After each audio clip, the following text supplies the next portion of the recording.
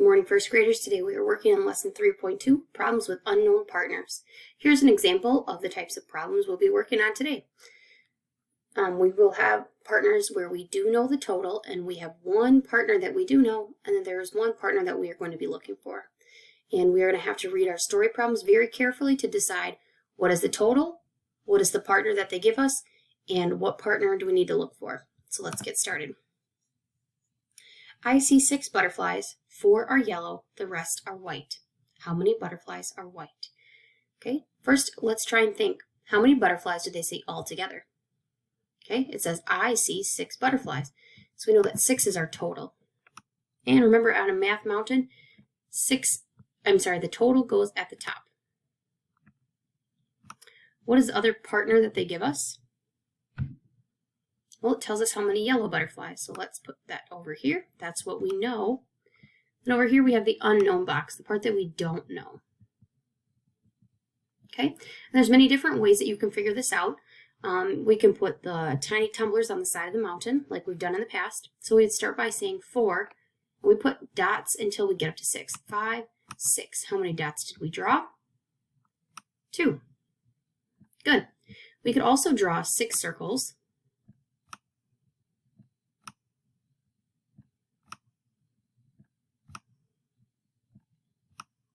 Use the partner that we know, which is 4. Break it apart and see how many are left on the other side. 2.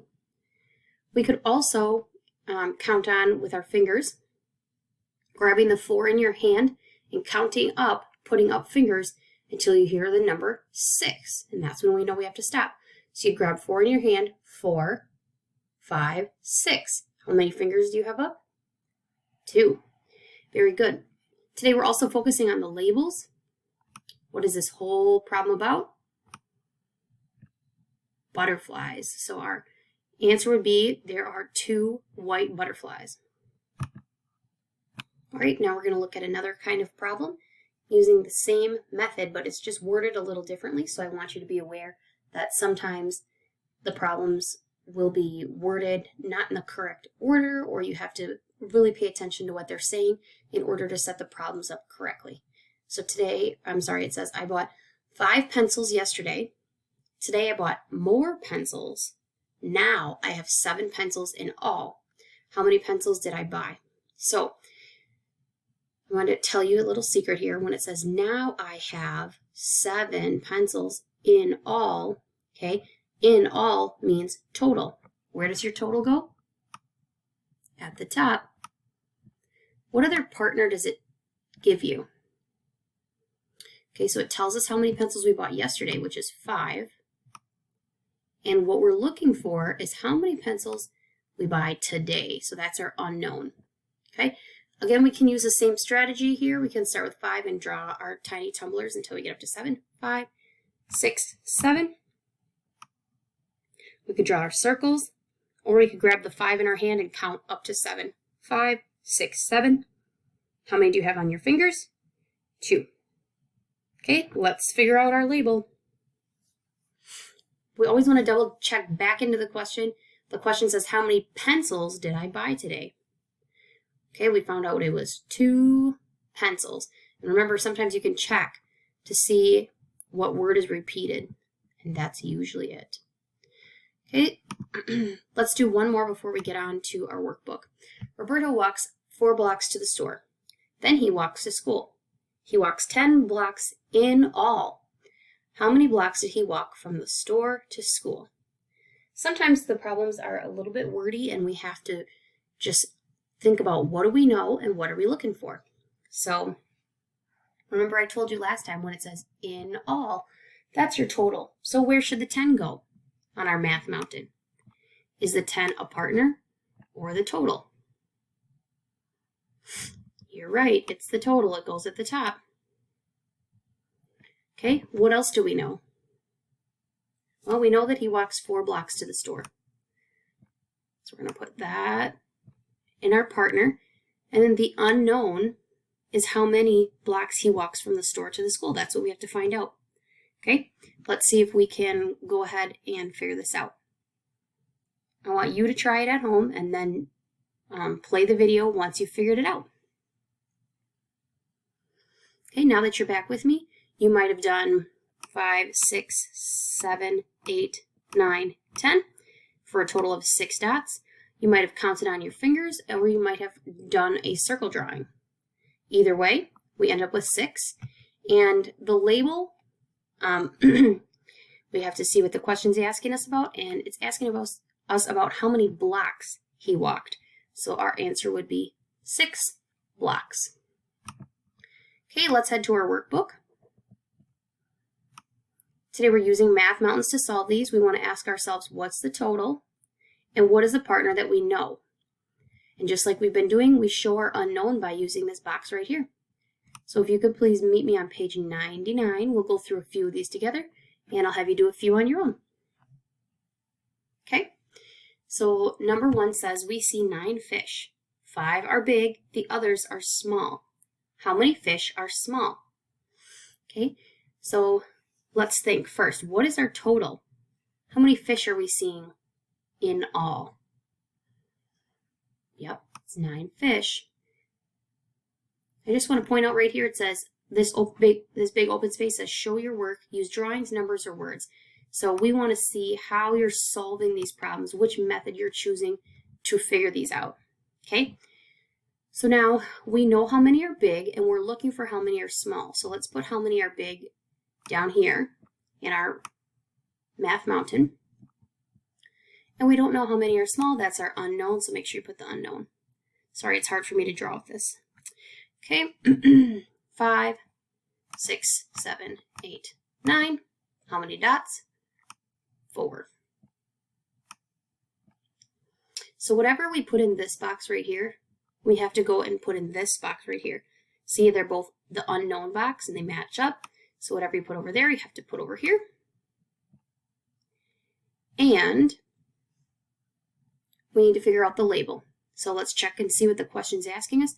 How many fish are small? 4 fish. Okay, so you write fish right here.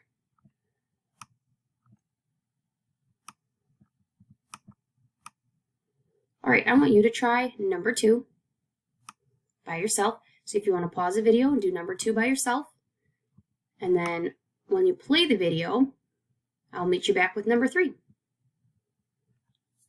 So number 3 says, Anna has 2 hats.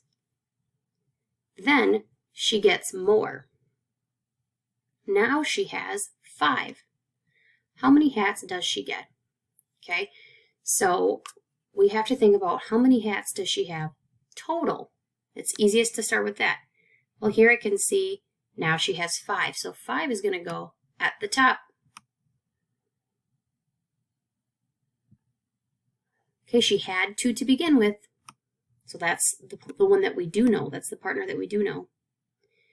Now we're looking for the partner that, the partner that she gets. How many hats she gets. Okay. In our problem, it says, then she gets more. Well, we know that more is not a number, so we have to figure out how many more. So we're going to start at 2, 3, 4, 5. How many dots did we draw? 3. Very good. And what goes in this box, we match up and we put in this box. Now I wonder what the label is here. Check the question. How many hats? So go ahead and write hats. As you're writing that, I'm going to read to you number 4 because it has to do with the label. And that's what we're writing right now, and hats is the label. So why is it important to write a label in the answer? You can talk about that with your homework helper really quick. And you might come up with some ideas such as, we want to know what we're talking about. If we just say 3, it could be 3 dinosaurs, 3 kittens, 3 girls, 3 boys, 3 cookies. But we're really talking about the hats, okay? So that's why it's important to put the label so we can specifically say exactly what we're talking about. Let's flip the page. All right, now this back page sometimes can be a little tricky. So I just want to talk to you about it, and then I'll let you go on your own. So Raja has 6 peaches. He wants to put some on each of the 2 plates. How can he put some on each plate. Show 4 answers. So basically what we're doing here is showing 4 different ways to make 6. So you might think to yourself, what are the partners of 6? What are the different ways that we can make 6? And remember, there's got to be something on each plate. So like we usually do, we'll start with 1. Let's put 1 peach on this plate. I'm just going to use circles. What partners with 1 to give us 6? Did you say 5? You are correct. Oops, well, those peaches are connected. Okay, so 1 peach here goes here. 5 peaches here goes here. Okay, now let's try 2 peaches on this plate. Okay, so we're pretending in your mind that you're taking 1 peach off this plate and putting it over here. So let's draw what that looks like. 2 peaches are here. Now we took one of these peaches away, so now there's only going to be 4 peaches on this plate. And remember, these are the partners of 6. 4 different ways that we can make 6. Now how many peaches are here? 2. And how many peaches are here? 4. Okay, I want you to try the last 2 by yourself, and you do not have to do the check for understanding today. So if you follow this pattern, you'll be able to figure out the next one. And down here on this last one, you can use a switch partner of one of these. Okay, thank you very much, first graders. We'll talk to you tomorrow.